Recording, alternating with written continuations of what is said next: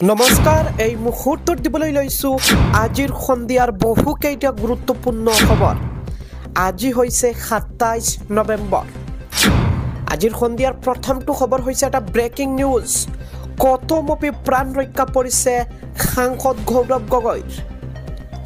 দুৰ্ঘটনাত পতিত হৈছে প্ৰদেশ কংগ্ৰেছৰ সভাপতি সাংসদ গৌৰৱ গগৈৰ বাহন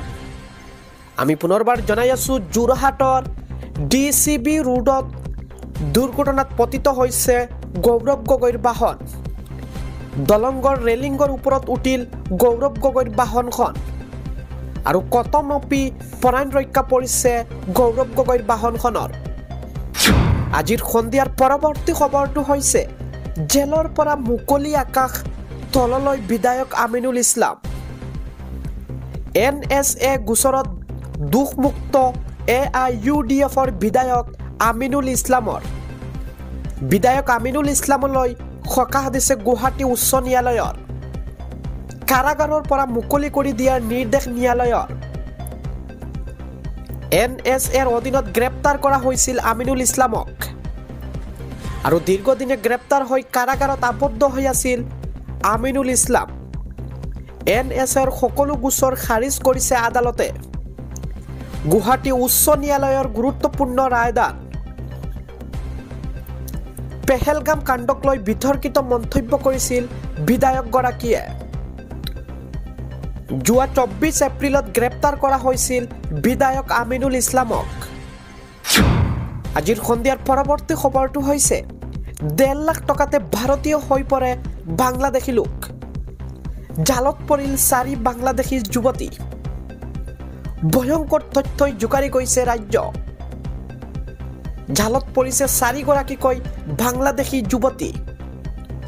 দালালৰ জৰিয়তে ভাৰত বাংলাদেশৰ সীমান্তেৰে প্ৰৱেশ কৰিছিল আৰু 4 যুৱতীৰ পৰা 1.5 লাখ টকা লৈছিল দালালে কৰ্মসংস্থাপনৰ প্ৰলোভন অনা হৈছিল যুৱতী গৰাকীক অসম হৈ ৰেলেৰে বহিৰাজ্যলৈ যাওঁতে আৰক্ষীৰ জালত পৰিল অসমৰ বঙাইগাঁও ৰেল ষ্টেচনত আৰক্ষীৰ হাতত ধৰা পৰিছে যুৱতী কেইগৰাকী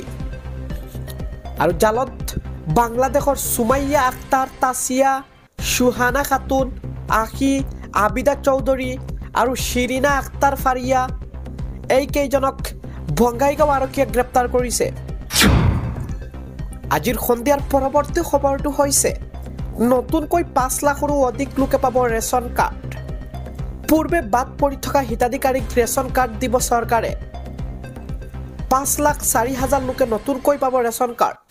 আপোনাৰ পৰিয়ালত ৰেচন কাৰ্ড আছে নে নাই কমেন্ট যোগে মতামত জনাওক আৰু এই কথা বিধানসভাৰ মজিয়াত মন্ত্ৰী কৌশিক ৰয়ৰ ঘোষণা আজিৰ সন্ধিয়াৰ পৰৱৰ্তী খবৰটো হৈছে এটা ব্ৰেকিং নিউজ একেলগে 5,000 বিঘা মাটিত চলিব বুলডোজাৰ নগাঁৱত বেদখলকাৰীৰ হাহাকাৰ অৱস্থা অচিৰেই উচ্ছেদ চলিব নগাঁৱৰ কামপুৰৰ লুটুমাৰী সংৰক্ষিত বনা অঞ্চলত ইতিমধ্যে সাজু হৈ পৰিছে নগাঁও জিলা প্ৰশাসন প্ৰায় 5,000 বিঘা বেদখল ভূমি মুক্ত কৰাৰ টাৰ্গেট নগাঁও প্ৰশাসনৰ আৰু নগাঁও প্ৰশাসনে চলাব বৃহৎ উচ্ছেদ অভিযান আৰক্ষী ভৰ্তি বাহন টাপলি মেলিছে লুটুমাৰী সংৰক্ষিত বনা অঞ্চললৈ বসবাস কৰিবলৈ অকণমান মাটি বিচাৰি বেদখলকাৰীৰ হাহাকাৰ হুক হুকাই কান্দিছে বেদখলকাৰীয়ে সন্ধিয়াৰ পৰৱৰ্তী খবৰটো হৈছে প্ৰতিখন জিলাতে 2খনকৈ পঞ্চায়তৰ মাজত স্থাপন কৰা হ'ব এখনকৈ উচ্চ মাধ্যমিক বিদ্যালয় কলা শাখা বিজ্ঞান শাখা বাণিজ্য অৰ্থাৎ এই 3টা শাখাতে অধ্যয়ন কৰিব পাৰিব ছাত্ৰ ছাত্ৰীয়ে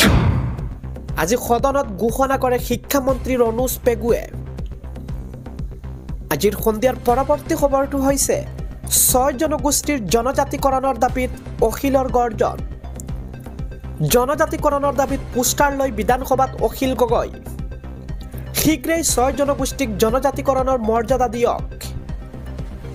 6 জনগোষ্ঠীৰ জনজাতিকৰণৰ হ'বই লাগিব অসমক শীঘ্ৰেই ট্ৰাইবেল ৰাজ্য হিচাপে ঘোষণা কৰক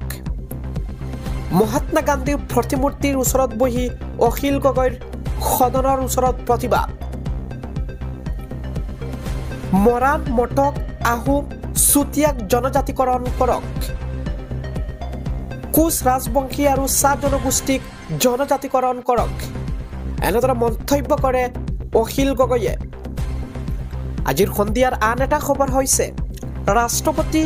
ডনাল্ড ট্ৰাম্পৰ বাসগৃহৰ সন্মুখত গুলীচালনাৰ ঘটনা হোৱাইট হাউচৰ সমীপতে এই গুলীচালনাৰ ঘটনা 29 বছৰীয়া আফগান নাগৰিক ৰহমানুল্লাহ লাকানৱাল নামৰ লোকজনে চলাইছিল গুলী ঘটনাত আহত হৈছে 2 নেশ্যনেল গাৰ্ডসহ 3 গৰাকী লোক জনাই আছো পুনৰবাৰ ৰাষ্ট্ৰপতি ডনাল্ড ট্ৰাম্পৰ বাসগৃহৰ সন্মুখতে ভয়ংকৰ গুলীচালনাৰ ঘটনা সংঘটিত হৈছে আজিৰ সন্ধিয়াৰ আন এটা খবৰ হৈছে ৰাজ্যবাসীলৈ মুখ্যমন্ত্ৰী হিমন্ত বিশ্ব শৰ্মাৰ ডাঙৰ ঘোষণা মেট্ৰিক পৰীক্ষাৰ্থী কনিষ্টেবল অৰুণোদয়লৈকে 5টা ঘোষণা 28 নৱেম্বৰত মেট্ৰিক পৰীক্ষাৰ্থীয়ে লাভ কৰিব 300 টকাকৈ 4,25,000 মেট্ৰিক পৰীক্ষাৰ্থীয়ে লাভ কৰিব ধন মেট্ৰিক পৰীক্ষা অনুষ্ঠিত নোহোৱালৈকে পৰীক্ষাৰ্থীয়ে লাভ কৰিব ধনসমূহ ডিচেম্বৰ জানুৱাৰী ফেব্ৰুৱাৰী এই 3 মাহত লাভ কৰিব 300 টকাকৈ 4,25,000 মেট্ৰিক পৰীক্ষাৰ্থীয়ে লাভ কৰিব ধনসমূহ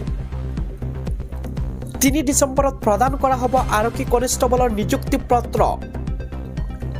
গুৱাহাটীত প্ৰদান কৰা হ'ব কনিষ্টেবলৰ নিযুক্তি পত্ৰ ফেচবুক লাইভ যোগে ঘোষণা কৰিছে মুখ্যমন্ত্ৰী হিমন্ত বিশ্ব শৰ্মাই আজিৰ সন্ধিয়াৰ পৰৱৰ্তী খবৰটো হৈছে শীঘ্ৰেই বন্ধ কৰি দিয়া হ'ব 40 লাখ ফেচবুক একাউণ্ট আপুনি যদি ফেচবুক একাউণ্ট ব্যৱহাৰ কৰে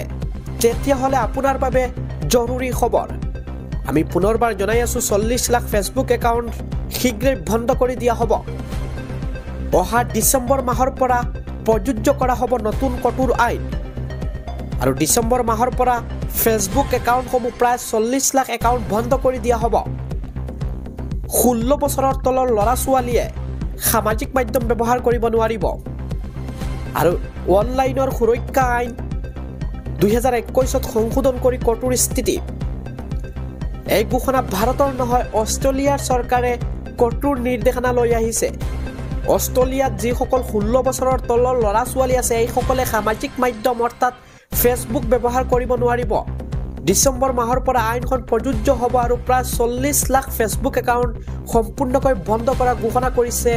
অষ্ট্ৰেলিয়াৰ চৰকাৰে